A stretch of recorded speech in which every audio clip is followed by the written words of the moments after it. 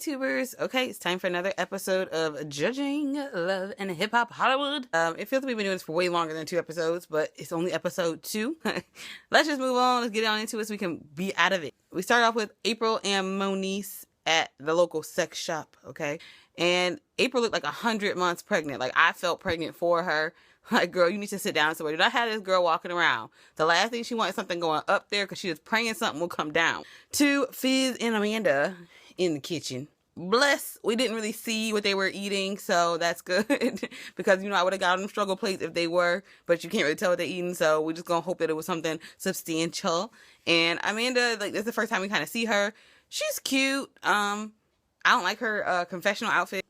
And then what does Fizz do? But he opened the scene saying he likes her so much, she does so much good stuff, and she's family orientated. And I was just like, oh, it's better to just skip it and just sound like you have a smaller vocabulary than to say it and just make it sound like you never had a book in your life. I think that it's cool that Amanda is like, hey, I'm not trying to be your baby mama. I'm not trying to do none of that stuff. Like, she don't really, I find it a little weird, but I think it's good. She's like, look, I just want to eat ramen, spend your money, and take a nap. And you know what? That's all you need to want Amanda. Good job. So Amanda says that Moniece has reached out to her and said she wanted to talk.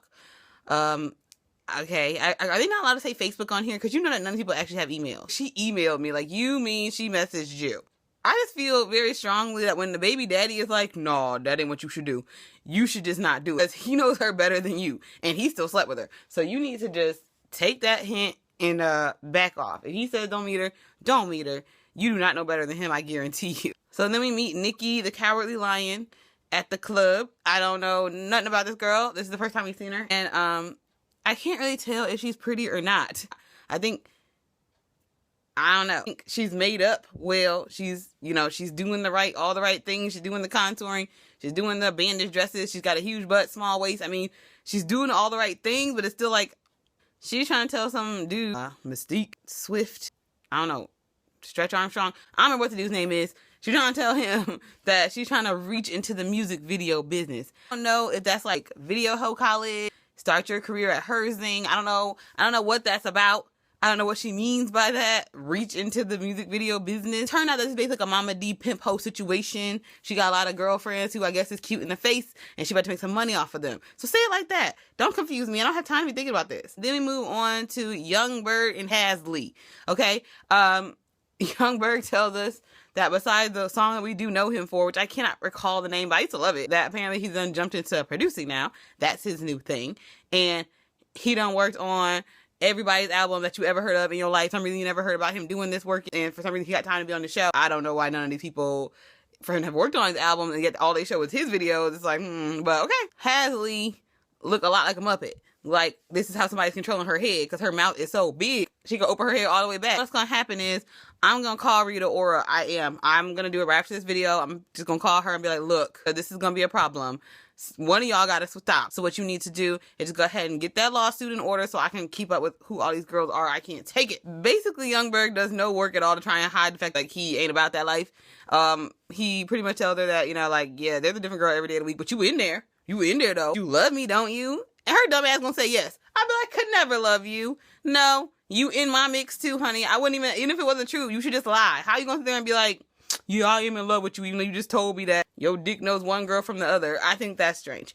But, Hasley, we gonna work on you. I'm watching the show, and I know, I talk with my hands a lot, but not the way that they do it. Like, Love and Hip Hop, they must take like a small, 6-week class beforehand of how to talk like a gangster, because I told him that I'm not going to deal with that. So I thought we could go down to the studio. I was going to talk to him. Like, why are you guys moving all like that? Like, be still. You could just talk like this and not move at all. Watch. Has to look like Rita Ora. See? I didn't move at all. Your face, it is very strange. Your hair color is the same size as you. You look like a big waffle. Didn't move. It's so strange. Sierra Marie and Morgan at the bar. And we had to just take a minute and pause from our regular ratchet events to have a little intervention with Miss Tierra Marie, and had to tell her, girl, no, it ain't cute no more.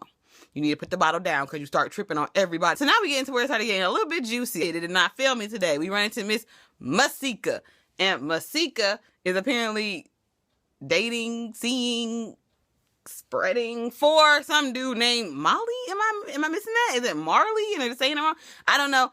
Whatever, this dude, right? And so Masika decides to spend her the beginning of her intro, letting us know that she would be the kind of girl that you would hang out with in high school.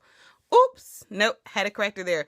I would not have hung out with you in high school because I spent none of my high school at Planned Parenthood. She's like a professional video hoe. Okay. She'd have been in all the good video hoes where anybody of any kind of substance has been.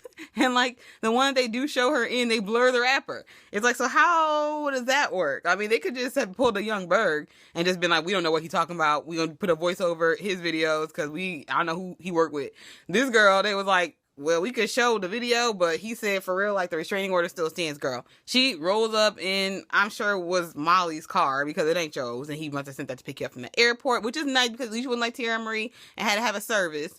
You got the Yellow Pages. She goes and jumps in bed basically with the same dude that Lionhead is talking about. And I'm just like, ooh, she gonna slice your face, girl. And she's talking about how Molly got her number from Justin Bieber, right? Here's the thing. She thought that was good. Like, she thought that was like a cute thing. It's not a cute thing. And it's not even because why y'all think. Here's the thing. Y'all think I'm saying because it's Justin Bieber, it's not cool. Nope. It's even worse than that. Because Justin Bieber had your number and chose to pass it to the homie. You got Chantel Christie, okay? She's saying basically like, I put on his clothes without his permission, but obviously I'm wearing his clothes. Like, I washed his dishes. That means that we're together. Oops. No, that's not what that means at all. I hope that Chantel Christie and Orlando Skandrick call her and tell her that they want their storyline back. So we run up on this guy who looks like a middle-aged, maybe Mexican guy. For these kind of girls to be fighting over him, no. So he must just be super rich. He does have a mini tiger in his bed. I don't know what that thing was, but it looked quite frightening to me. And then she wants to say, I just want to know, like, are you serious? Nope. So we move on to Tierra Marie and Hasley. And Hasley is rocking the finest from the Some More garbage bag collection. These are our spring wear shorts. She's got them in 2 sizes, too small, but you get the point. They said Tierra Marie has a tattoo for Ray J, and I'm just like, oh man, dang. Like, real life rules applies to celebrities too. Do you know how many girls probably do have Ray J tattooed on them? I shudder to think. So then Tierra gonna sit there and try to pull out her self-help book out her panties and say, well, listen here, Hasley, you ain't like me and Ray J because Young Berg just ain't that into you.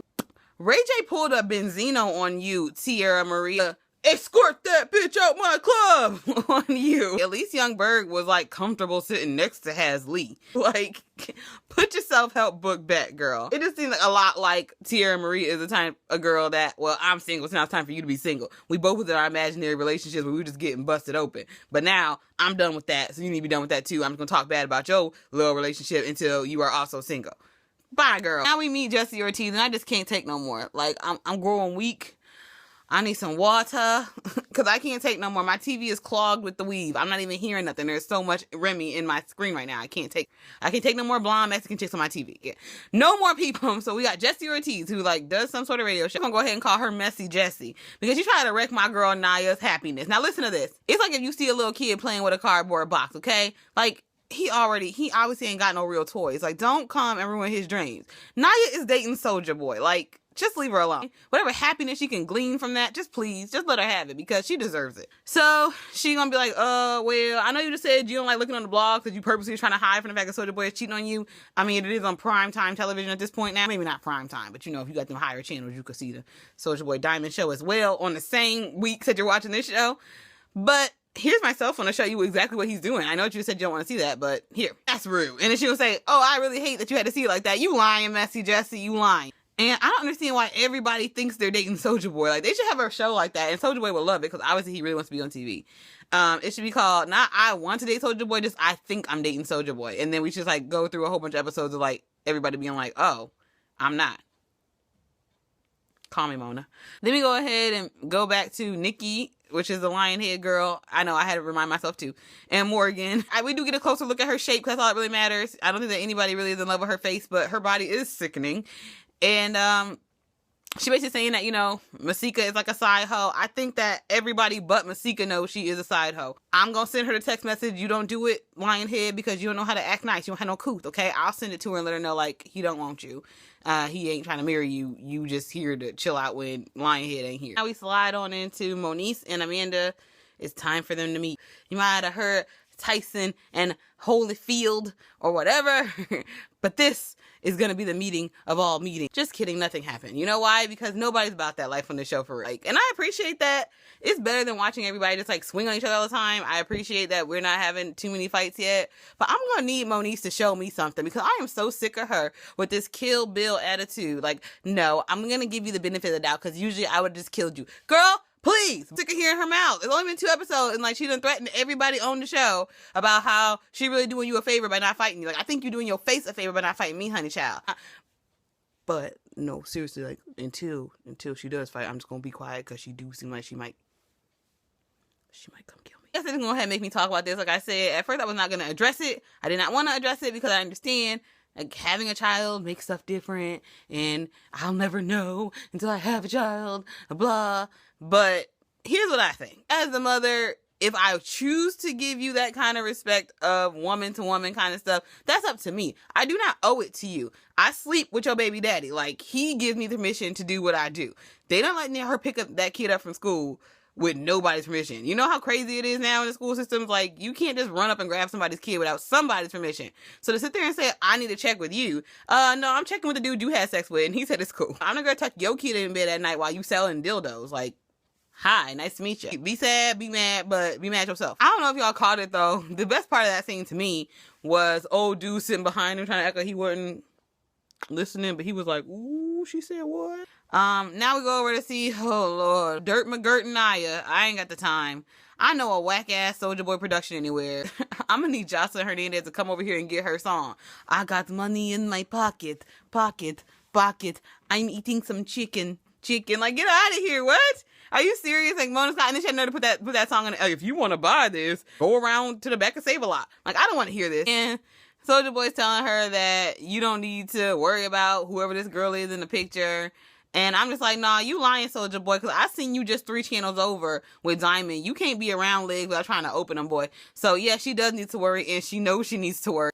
He said, you know the media be trying to sell all this propaganda. Spell propaganda. Do it right now. I want to see it. I want to hear it. Meanwhile, you should go over to Lil Fiz's house, at least teach him that word because he's still saying orientated. So I don't really know who I should be mad at. And so then Soulja Boy tried to, Stevie J her, and she's like, don't touch me. And he was trying to like get a little Ike Turner on her, like, don't you ever push my hand again. I'm gonna tell you what, I know where your hand has been. That's the problem. It's not I don't know where your hand has been. I know where your hand has been. And if you ever put it towards my face, I'm smacking it away too. So what you gonna do? Like, your little tiny toothpick, dirty looking Q-tip. I ain't got the time. So finally, we go on to Ray J, and Ray J is talking about this party. And I'm just like, whose party was it? Damn. This was a Young Berg production where it was like, it was Baby Jane's party. It was JFK's party. It was Bigfoot's party. And it was also Ray J's party. And it was also hosted by Morgan's party. And I'm just like, whose party is it? Either way, he's mad about it. And I don't know why Ray J right now is still dressed like Moesha's little brother. But I'm going to need for him to go ahead and tighten that up. Because you are literally like, I'm like 35. How is Ray J? Anybody know?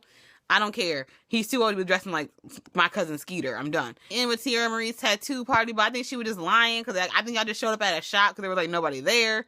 There was like some drinks that I'm pretty sure was provided by Mona Scott Young Productions. Apparently, she wants to get this covered up. They don't show you the tattoo before. So you don't really know what the heck they did to cover it up after. It literally just put like an X in front of it, and I'm just like, so you couldn't afford to cover up, huh? Just couldn't even afford it. Okay, that's fine.